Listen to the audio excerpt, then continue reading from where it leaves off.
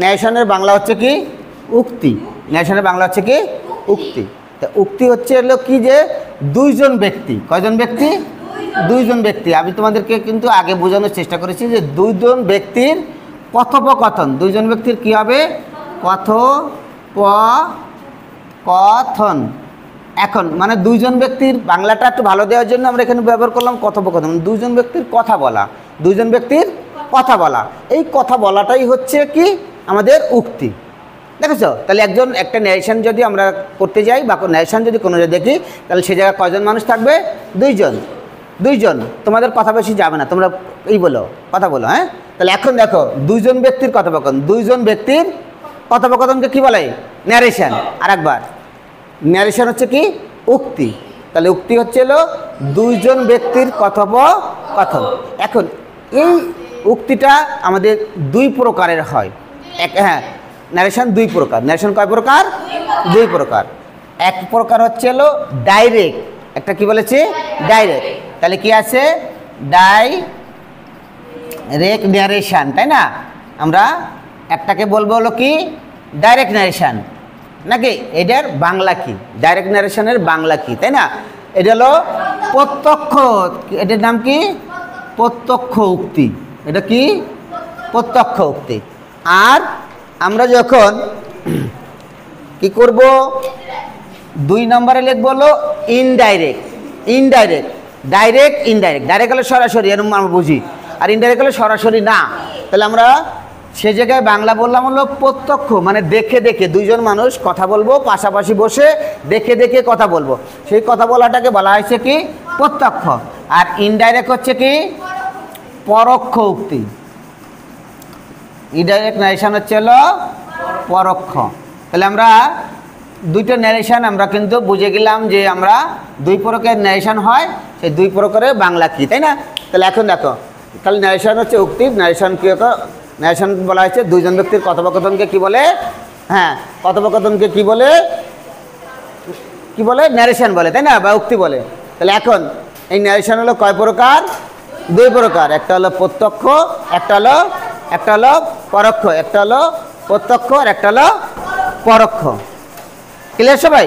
যে একটা হলো দেখে দেখে, দেখো একজন ব্যক্তি, সুন্দর করে একটু ক্লিয়ার করে বোঝো যে একজন ব্যক্তির সাথে আমি ডাইরেক্ট কথা বলতেছিলাম, সোজা কথা। আমি এই যে তোমাদেরকে এখন পড়াচ্ছি না, এখন তোমরা কি আমাকে দেখতে পাচ্ছ না? তাহলে আমি আর তোমরা, এই যে আমি আর তুমি বা আমরা বা তোমরা, এই যে কথা হচ্ছে সরাসরি কথা হচ্ছে না। এখন তুমি এখান থেকে পড়া শেষ করলা, পড়া শেষ করে তুমি বাড়িতে গেলা, বাড়িতে যাওয়ার সঙ্গে সঙ্গে তোমার মা আসলো বা তোমার বড় ভাই আসলো বা যে আসলো, একজন অভিভাবক আসলো, আর সেই বললো কি যে আজকে স্যার কী পড়ছে একটু বলো। তাহলে স্যার কী পড়াইছে সেটা বলো। তারপর যখন বলবা তখন কি স্যার ওখানে থাকবে? স্যার ওখানে থাকবে না। যদি স্যার ওইখানে না থাকে তাহলে আমার সম্পর্কে তোমাকে বলতে হবে না। তখন ওই যে দেখো যেটা বলবা সেটা হলো ইনডাইরেক্ট বা পরোক্ষ। আর এই যে আমার সাথে যে কথাগুলো সরাসরি এখন বলে যাচ্ছ সেই কথাটা হলো প্রত্যক্ষ বা ডাইরেক্ট। ওকে, এইবার এই ডাইরেক্ট ন্যারেশনের আমরা দুইটা অংশ দিয়েছি। ডাইরেক্ট ন্যারেশনের কয়টি অংশ? ডাইরেক্ট ন্যারেশনের দুইটি অংশ। কয়টি অংশ? দুইটি অংশ। ডাইরেক্ট ন্যারেশনের দুইটা অংশ। এখন এই দুইটা অংশ কি কি, তাই না? ডাইরেক্ট ন্যারেশনের কয়টা অংশ? দুইটা অংশ। এক নাম্বার, এটা হলো রিপোর্টিং ভার্ব। সবাই বলো কি? Reporting verb. একটা হচ্ছে কি রিপোর্টিং ভার্ব, একটা হচ্ছে রিপোর্টিং ভার্ব, আর একটা হচ্ছে কি রিপোর্টেড। সবাই একটু বলো তো, রিপোর্টিং ভার্ব আর রিপোর্টেড স্পিচ। একটা হলো রিপোর্টিং ভার্ব, মানে এই ডাইরেক্ট ন্যারেশনটা যখন আমরা পাবো, যেটাকে দেখবো না, ডাইরেক্ট ন্যারেশন দেখবো, এর মধ্যে দুইটা অংশ। কয়টা অংশ? দুইটা অংশ। সেই দুইটা অংশ, একটা হলো রিপোর্টিং ভার্ব, একটা হলো রিপোর্টেড স্পিচ। একটা রিপোর্টিং ভার্ব, একটা হলো রিপোর্টেড স্পিচ। এখন স্যার বুঝলাম না তো কিছুই, স্যার রিপোর্টিং ভার্ব কোনটুককে বলা হলো? রিপোর্টিং ভার্ব হচ্ছে কমার আগের অংশ, কমার আগের অংশ, কমার আগের অংশ যেটুকু থাকে সেই অংশটাকে কি বলা হয়? Reporting verb. কি বলা হয়? রিপোর্টিং। আমরা অনেক সময় বোঝানোর জন্য আমরা লিখবো আর ভি, আর ভি। তাহলে আরে বলবা বুঝবা যে রিপোর্টিং, আর ভিতে বলবা ভার্ব। অনেকের সংক্ষেপে এইভাবে কিন্তু বোঝানো হয়। আবার রিপোর্টেড স্পিচ, রিপোর্টেড স্পিচ এটুক কোন অংশ? এটি হলো inverted comma, inverted comma, inverted কমার মধ্যের অংশ। কোন জায়গার অংশ? মধ্যের অংশ। এই দুটো অংশ হচ্ছে হলো আমাদের ডাইরেক্ট ন্যারেশনের। একটা হচ্ছে কি, আরেকবার সবাই একটু বলো, সবাই বলো যে রিপোর্টিং ভার্ব কমার আগের অংশ, আর এটি হচ্ছে কি রিপোর্টেড স্পিচ। রিপোর্টেড স্পিচটা হচ্ছে কি ইনভার্টেড কমার মধ্যের অংশ। তাহলে একটা ডাইরেক্ট ন্যারেশনের কয়টা অংশ? দুইটা অংশ। ডাইরেক্ট ন্যারেশনের কয়টা অংশ? দুইটা অংশ। তাহলে একটা রিপোর্টিং ভার্ব, একটা রিপোর্টেড স্পিচ। তাহলে ওটা এক্সাম্পল দেখি, যে তাইলে আমরা বুঝবো আরো ক্লিয়ার করে যে স্যার কোনটুক কোনটুক কি অংশ আছে নাকি। এই দেখো এক্সাম্পল যদি দেই তাহলে সেই জায়গায় আছে কেমন, হি সেড টু মি, এই যে কমা দিয়েছি, এই যে যে অংশটুকু লিখেছি, এই অংশটুকুর নাম তোমাকে দেওয়া হয়েছে কি, এই অংশের নাম হলো আরভি। কি দিয়েছি? আরভি, মানে রিপোর্টিং ভার্ব, রিপোর্টিং ভার্ব। আবার এই জায়গায় যদি লিখি যে আই ওয়েন্ট টু স্কুল, এই যে যে অংশটুকু লিখলাম ইনভার্টেড কমা দিয়ে আটকাই দিলাম, এই অংশটুকু বলা হয়েছে কি রিপোর্টেড কি স্পিচ, রিপোর্টেড স্পিচ। ক্লিয়ার? এই অংশটুকু কি বলছি? Reported speech. এই যে এটি হলো রিপোর্টিং ভার্ব, এটি হলো রিপোর্টেড স্পিচ। এখন দেখো একটা হলো কমার আগের অংশ, একটা হলো ইনভার্টেড কমার মধ্যের অংশ। তাহলে এই পর্যন্ত কি ক্লিয়ার সবাই? যে আমরা আরেকবার সবাই একটু আরেকবার একটু শুনি। তাহলে ন্যারেশন মানে হলো উক্তি। দুইজন ব্যক্তির কথোপকথনকে কি বলা হয়? উক্তি বা ন্যারেশন, উক্তি বা ন্যারেশন। এইবার কি বলেছি, ন্যারেশন কয় প্রকার? দুই প্রকার। একটা হলো ডাইরেক্ট ন্যারেশন, আর একটা কি ইনডাইরেক্ট ন্যারেশন। এটা ডাইরেক্ট ন্যারেশন, একটা হলো ইনডাইরেক্ট। তা ডাইরেক্ট ন্যারেশনটাকে কি বলা হয়েছে? প্রত্যক্ষ উক্তি। আর ইনডাইরেক্টকে কি বলা হয়েছে? পরোক্ষ উক্তি। আর এইবার কি বলেছি, ডাইরেক্ট ন্যারেশন হবে কয়টা অংশ থাকে? দুইটা অংশ থাকে। একটা হলো রিপোর্টিং ভার্ব, একটা হলো রিপোর্টেড স্পিচ। তাহলে রিপোর্টিং ভার্ব কোনটুকু বলছি? কমার আগের অংশ। আর রিপোর্টেড স্পিচ বলছি কাকে? কমার ইনভার্টেড কমার মধ্যের অংশ। ইনভার্টেড কমার হচ্ছে বন্ধনের চিহ্ন, বাংলায় বলে কি চিহ্ন? বন্ধনী, মানে দুই পাশ দিয়ে আটকাই দেওয়া। এই যে আমি আটকাই দিয়েছি, একটা কমা একটা কমা, দুটো কমা দিয়ে এটিকে আটকানো, দেখেছ? তাহলে কমার আগের অংশ হি সেড টু মি, এই যে কমা দিয়েছে এটির নাম কি? Reporting verb. আর এইটুকে বলছে কি? Reported speech. এইবার যদি আমরা ন্যারেশন করতে যাই, খেয়াল করো, তাহলে আমাদের ডিরেক্ট থেকে যদি ইনডাইরেক্ট করতে যাই, আমরা ডিরেক্ট থেকে যদি ইনডাইরেক্ট করতে যাই তাহলে কি করতে হবে? দেখো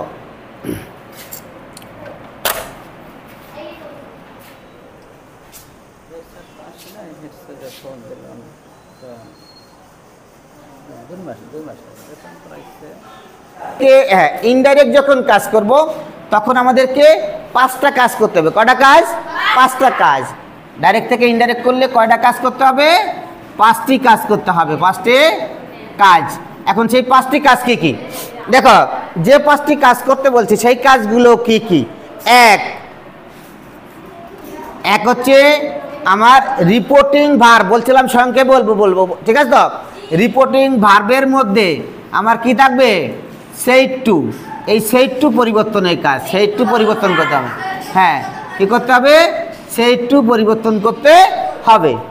বুঝে গেল? এক নম্বর কাজ কি? Said to. কোন জায়গাতে করব? এক জায়গার থেকে আমরা দেখো কোন জায়গা থাকবে? রিপোর্টিং ভার্বের মধ্যে। কোন জায়গায়? রিপোর্টিং ভার্বের মধ্যে যে সেড টু থাকবে সেই সেড টুটাকে পরিবর্তন করতে হবে। এই পরিবর্তনটা হচ্ছে এক নম্বর কাজ। কয় নম্বর কাজ? এক নম্বর। দুই নম্বর কাজ হচ্ছে যে আমাদের একটা ইনভার্টেড কমা থাকবে। কি থাকবে? Inverted comma. সেটাকে আমাকে পরিবর্তন করতে হবে। কি পরিবর্তন করতে হবে? ইনভার্টেড কমাটাকে পরিবর্তন করতে হবে। ইনভার্টেড কমা পরিবর্তন। দুই নম্বর কাজটা হলো কি বলো সবাই একটু? ইনভার্টেড কমা পরিবর্তন, মানে বন্ধনের চিহ্ন, যেটা আমরা কেবলই দেখে আসলাম যে এরকম যদি থাকে এই চিহ্নটাকে আমাদেরকে পরিবর্তন করতে হবে, ইনভার্টেড কমাটাকে পরিবর্তন। দুই নম্বর কাজটা কি তাহলে? ইনভার্ট কমা পরিবর্তন কাজ। তিন নম্বর কাজটা কি? কয় নম্বর কাজ? তিন নম্বর। আরেকবার, কয় নম্বর কাজ? তিন নম্বর কাজ। তাহলে তিন নম্বর কাজে যে তোমাকে কি পাল্টাতে হবে? পার্সন পাল্টাইতে হবে। কি পাল্টাইতে হবে? পার্সন পরিবর্তনের কাজ। তাহলে কিসের কাজ? পার্সন পরিবর্তন। তাহলে তোমার তিন নম্বরে কি করতে হবে? পার্সনটাকে পাল্টাতে হবে। কি পাল্টাতে হবে? পার্সন। এইবারে 4 নম্বরে কি কাজটা করতে হবে? টেন্স পাল্টাতে হবে। কি পাল্টাতে হবে? টেন্স পাল্টাতে হবে। 4 নম্বর কাজ হচ্ছে টেন্স পরিবর্তন। আর এবার 5 নম্বর কাজ কি? টেন্স পরিবর্তন। কি করে পরিবর্তন? টেন্স পরিবর্তন। আর একটা কাজ হচ্ছে তোমার হলো একটা শব্দ নৈকট্য সূচক থাকবে। কি সূচক? নৈকট্য সূচক। একটা নৈকট্য সূচক শব্দকে আমরা নৈকট্য সূচক শব্দ একে আমরা পরিবর্তন করে দূরত্ব সূচকে নিয়ে যাব। দূরত্ব সূচকে নিয়ে যাব, ঠিক আছে? একটা হলো নৈকট্য সূচক শব্দকে আমরা কি করব? দূরত্ব সূচক। এখন আমরা আবার একটু সবাই খেয়াল করো, ডাইরেক্ট থেকে ইনডাইরেক্ট করলে কয়টা কাজ? 5টা কাজ। 5টা কাজ। কয়টা কাজ? 5টা। না, 1 নাম্বার সেটটি পরিবর্তনের কাজ, 2 নাম্বার ইনভার্টার কমা পরিবর্তন কাজ, 3 নাম্বার পার্সন পরিবর্তনের কাজ, 4 নাম্বার কি টেন্স পরিবর্তনের কাজ, আর 5 নাম্বার কি নৈকট্য থেকে দূরত্ব সূচকে পরিবর্তনের কাজ। এখন দেখো, তাহলে এই কাজগুলো যদি আমরা করতে হয় তাইলে আমরা কিভাবে করব? খেয়াল করো, 1 আর 2 এটার সমাধান দিচ্ছে আগে যে স্যার এই কাজগুলো তাহলে আমরা কিভাবে পরিবর্তন করব। এখন দেখো, এই যে সেট টু পরিবর্তনের কাজ আর ইনভার্টেড কমা পরিবর্তনের কাজ, এই পরিবর্তনের কাজটা তুমি যখন করবে তখন তোমাকে রিপোর্টিং ভার্ব, রিপোর্টেড স্পিচ কি আছে বলো সবাই? Reported speech. এই রিপোর্টেড স্পিচটা কোন সেন্টেন্স আছে, সেই সেন্টেন্সটা তোমাকে ধরতে হবে। যদি দেখা যায় রিপোর্টেড স্পিচটা অ্যাসার্টিভ আছে তাহলে টোল্ড দিতে হবে, আর ইনভার্টেড কমা পাল্টাইয়া দ্যাট দিতে হবে। তাহলে আমাদের কিন্তু রিপোর্টেড স্পিচের যে অংশ আছে বা ইনভার্টেড কমার মধ্যে যে অংশটুকু রয়েছে এই অংশটুকে আমাকে সেন্টেন্স চিনতে হবে। কি চিনতে হবে? সেন্টেন্স চিনলেই তাহলে আমরা সেট টু পাল্টাতে পারবো আর ইনভার্টেড কমা পরিবর্তন করতে পারবো। ওইখানে বলে দেওয়া হয়েছে রিপোর্টেড স্পিচটা যদি ইন্টারোগেটিভ হয় আস্ক বা ইফ বা WH ওয়ার্ড দিতে হবে, আর যদি দেখা যায় যে ওটা ইম্পারেটিভ হয় অর্ডার, রিকোয়েস্ট, অ্যাডভাইস, ফরবিডেড দিতে হবে আর টু দিতে হবে। তারপরে এইভাবে মানে আমরা যদি এই সেন্টেন্সগুলো ধরি সবটা দেওয়া আছে, এবার যদি অপটেটিভ দিয়ে উইথ দ্য প্রেয়ার দ্যাট দিতে হবে, এসকালেমেটর জয়, এসকালেমেটর সরো দিতে হবে, আর ইনভার্টেড কমাটাই দ্যাট দিতে হবে। তারপরে ওটা আমাকে চিনতে হবে, ঠিক আছে? এইবার আসো পার্সনটা পরিবর্তন করব কিভাবে? পার্সন পরিবর্তনের কাজটা হচ্ছে এইভাবে, খেয়াল করো। দেখো, পার্সন পরিবর্তন করতে হলে আমাদেরকে এইভাবে করতে হবে। দেখো, 2টে পার্সন পরিবর্তন হবে। কয়টা পার্সন পরিবর্তন হবে? 2টা। একটা হলো ফার্স্ট পার্সন আর একটা হলো সেকেন্ড পার্সন, ঠিক আছে? কোন পার্সন? ফার্স্ট পার্সন আর সেকেন্ড পার্সন পরিবর্তন হবে। এটা হলো 9টা। এটা হলো কয়টা? 9টা। তাহলে ফার্স্ট পার্সন হলো 6টা। I, me, my, we, us, our. I, me, my, we, us, our. এই 6টাকে আমরা পরিবর্তন করব রিপোর্টিং ভার্বের সাবজেক্ট অনুযায়ী। কি অনুযায়ী? রিপোর্টিং ভার্বের সাবজেক্ট। রিপোর্টিং ভার্বের সাবজেক্ট অনুসারে। কি অনুসারে? সাবজেক্ট অনুসারে, ঠিক আছে তো? রিপোর্টিং ভার্বের সাবজেক্ট। আর যখন সেকেন্ড পার্সন থাকবে ইউ, ইওর, ইওর, এটা হলো রিপোর্টিং ভার্বের অবজেক্ট অনুসারে পরিবর্তন হবে, নাকি? সবাই খেয়াল করো আরেকবার, যে যখন পার্সন পাল্টাবো 3 পদের পার্সন আছে, first person, second person, third person. First person আর সেকেন্ড পার্সন পরিবর্তন হবে, থার্ড পার্সনের কোনো পরিবর্তন হবে না। তাহলে আমরা ফার্স্ট পার্সন পাল্টাবো রিপোর্টিং ভার্বের সাবজেক্ট অনুযায়ী, সেকেন্ড পার্সন পাল্টাবো রিপোর্টিং ভার্বের অবজেক্ট অনুসারে। এইবারে টেন্স পরিবর্তন করব কিভাবে? এবার বলা হয়েছে প্রেজেন্ট টেন্স যদি থাকে অল্টারনেটিভ পাস্ট টেন্স দিতে হবে। কি দিতে হবে? অল্টারনেটিভ পাস্ট টেন্স, মানে present indefinite, past tense, present perfect, past perfect, present continuous, past continuous, present perfect continuous, past perfect continuous. আবার পাস্ট টেন্স থাকলে পাস্ট পারফেক্ট, পাস্ট কন্টিনিউয়াস থাকলে পরিবর্তন না করলেও হবে। এইটা হলো টেন্স পরিবর্তনের কাজ, ঠিক আছে?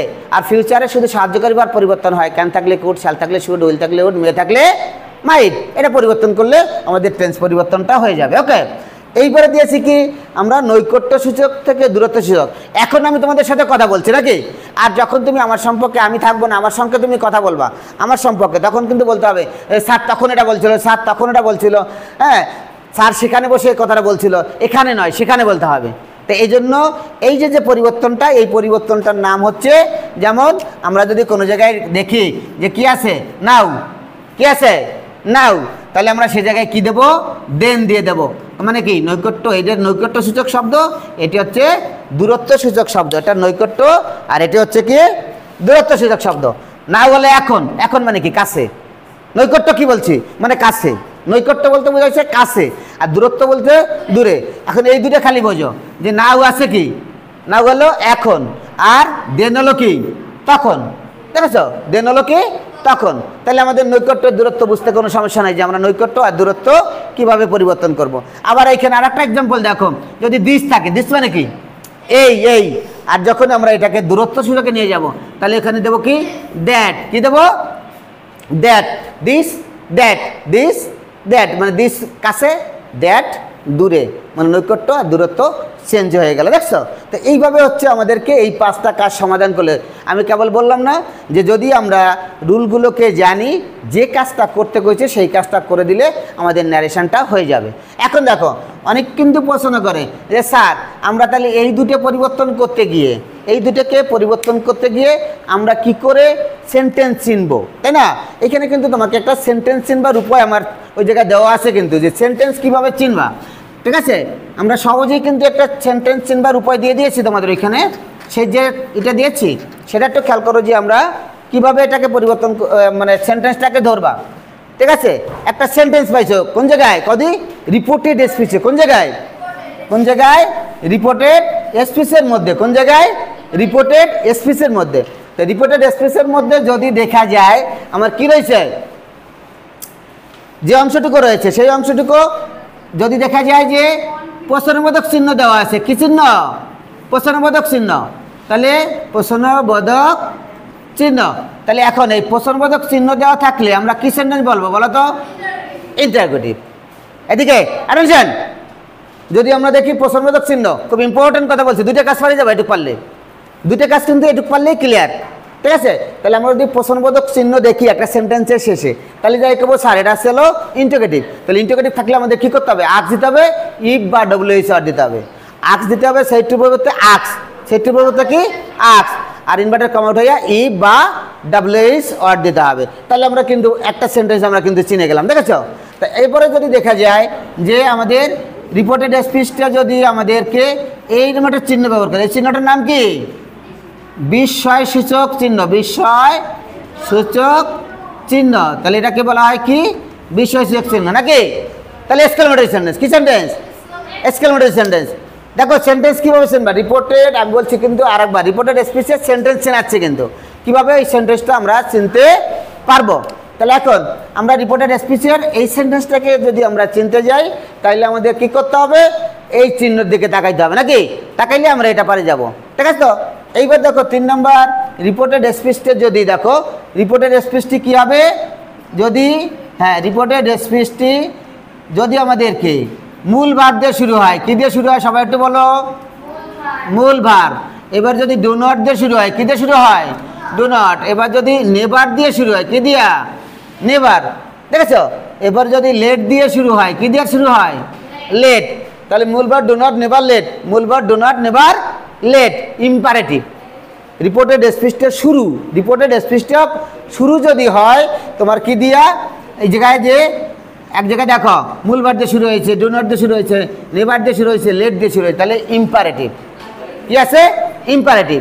মানে সেন্টেন্সটা আমরা দেখবো যে রিপোর্টেড স্পিচটা আমাদের শুরুটা কি, তখনই বলবো স্যার এটা হলো ইম্পারেটিভ। কি আছে, ইম্পারেটিভ।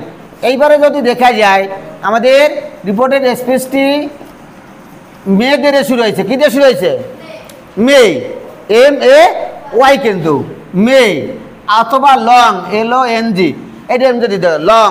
ঠিক আছে, এই দুটোতে শুরু হয়েছে, তাহলে তোমরা বলবা কি এটা হলো কি অপটেটিভ। কি আছে, অপটেটিভ। তাহলে আমরা এই যে রিপোর্টেড স্পিচটা মে বা লং, তাহলে কটা সেন্টেন্স চিনলাম, 1 2 3 4, তা 4 পদের সেন্টেন্স চেনা হয়ে গেল। তাহলে বাদ হলো কি, একটা বাদ হলো, তাহলে আমরা বাকি সবকে কি বলবো, অ্যাসার্টিভ। দেখছো, বাকি যে সেন্টেন্সগুলো রয়েছে সব সেন্টেন্সগুলো হবে অ্যাসার্টিভ। ওকে, তাহলে আমরা কিন্তু এইখানে দেখো সহজেই কিন্তু আমরা রিপোর্টেড স্পিচের সেন্টেন্স চিনব। না হলে কিন্তু তোমাকে বাংলা বলতে হবে যে অ্যাসার্টিভ সেন্টেন্স হলো বিবৃতিমূলক বাক্য, ইন্টারোগেটিভ সেন্টেন্স হলো প্রশ্নবোধক বাক্য, ইম্পারেটিভ হলো আদেশবোধক নিষেধ বাক্য, আর অপটেটিভ হলো উইজ বা প্রেড, উইজ বা প্রেড। আর ওই জায়গায় যদি আমরা এই জায়গায় যে তাহলে এই 4টে যদি চিনি, আর বাকিটা কিন্তু আমরা বাংলা বলেই কিন্তু বলতে হয়, কিন্তু বাংলা বলার দরকার নেই। দেখছো, এইগুলো পারলে তুমি সহজেই কিন্তু সেন্টেন্স নির্ণয় করে ফেলতে পারছো। ওকে, তাহলে থ্যাঙ্কস। এ পর্যন্ত আমরা মোটামুটি